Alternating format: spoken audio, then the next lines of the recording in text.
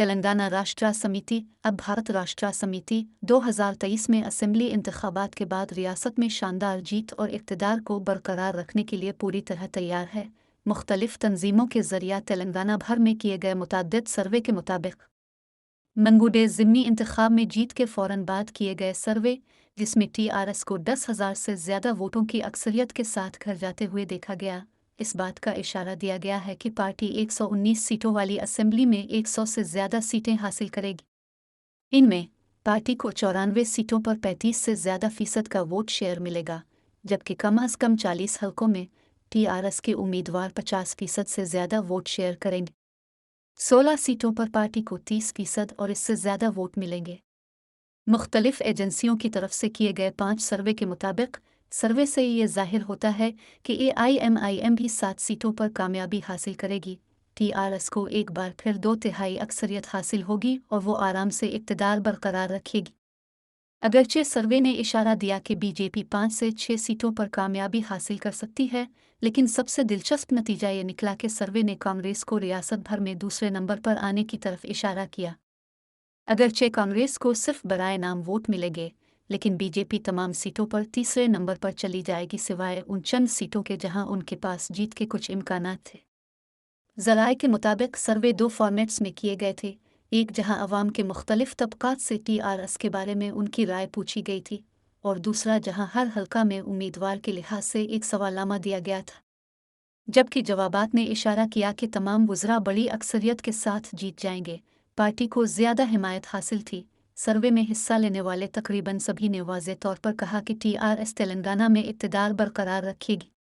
यौमिया उजरत पर काम करने वाले मज़दूरों से लेकर किसानों, ताजिरों से लेकर रियल एस्टेट के ताजिरों और आम लोगों तक मुत्तफ़िक़ा राय ये थी कि पीने के पानी को यकीनी बनाने, किसानों के लिए 24/7 मुफ्त बिजली की फ़राहमी, सनती एप्लीकेशंस जैसे निज़ामों के ज़रिए तेज़ी से निपटाने के इक़दामात के साथ, और सबसे अहम बात, अमन व अमान की बहाली। TRS के ख़िलाफ़ वोट देकर शॉपिंग मोड एप्पल कार्ट को परेशान करने की कोई वाज़ेह वजह नहीं थी।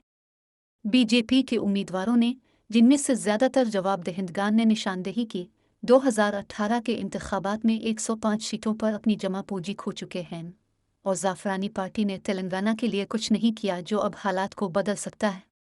इसके अलावा अवाम देख रहे थे कि BJP कर्नाटक और महाराष्ट्र में इक़्तिदार में रहते हुए क्या कर रही थी। सनतकारों और ताजिरों ने ख़ास तौर पर रिमार्क्स दिए कि हिजाब और हलाल तनाज़ात ने बंगलौर की बहुत से ज़ेर बहस सिलिकॉन वैली को तबाह कर दिया है, जबकि BJP के रहनुमा, जो ठेके के कामों के लिए 40% कमीशन हासिल कर रहे थे, रिश्वत भी मांग रहे थे। उन्होंने कहा कि कर्नाटक में हर तामीराती प्रोजेक्ट के लिए 30 रुपये से 55 रुपये फ़ी SFT तक। दूसरी तरफ सर्वे में न सिर्फ हिमायत जारी रखने का इशारा दिया गया है, बल्कि TRS के बेशतर वज़रा की बढ़ती हुई तारीफ है। T रामाराव और T हरीश राव ने तमाम सर्वे के साथ टेबल की क़यादत की, जिससे ये ज़ाहिर होता है कि वो 65% इससे ज़्यादा वोट शेयर हासिल करेंगे, जबकि T पद्मा राव तकरीबन 60% के मुतवक्के वोट शेयर के साथ तीसरे नंबर पर आए। दीगर वज़रा के लिए वोट शेयर का तखमीना फ़ीसद राबिली दियाकर राव के लिए 50 या इससे ज़्यादा और विमुला प्रशांत रेड्डी के लिए 51-52 था। S निरंजन रेड्डी और V श्रीनिवास गौड दोनों को 50% और इससे ज़्यादा वोट शेयर हासिल करने थे, जबकि पवाडा अजय कुमार को 53% मिलेंगे। तलासानी श्रीनिवास यादव का वोट शेयर 53-54% के दरमियान होना था। G जगदीश रेड्डी एक और वज़ीर थे जिनसे बहुत अच्छी कारकर्दगी की तवक्को थी, उनकी अक्सरियत खुद 20% ज़्यादा होने का अंदाज़ा लगाया गया था। P सबिता इंदिरा रेड्डी के लिए 45-46% वोट शेयर का तखमीना लगाया गया था, जबकि चौधरी माला रेड्डी के लिए 53-54% था। स्पीकर पोचारम श्रीनिवास रेड्डी को 52-53% वोट मिलने का इम्कान है, जबकि MLEs गांपा गोवर्धन, बिगिला गणेश और हेमंत शिंदे के अलावा वज़ीर कोपलाईश्वर के लिए दोबारा इंतखाब एक केकवाक होगा। हलकों में, जबकि TRS मीदुक और खम दोनों में तमाम 10 सीटों पर कलीन सवीप करेगी। सर्वे में कहा गया है कि TPCC सदर रेवंत रेड्डी मलकाजगिरी में सिर्फ 10% वोट शेयर कर सकते हैं, जबकि बहुत से जवाबदेहिंदगान ने महसूस किया कि BJP के G किशन रेड्डी को वोट देना एक गलती थी।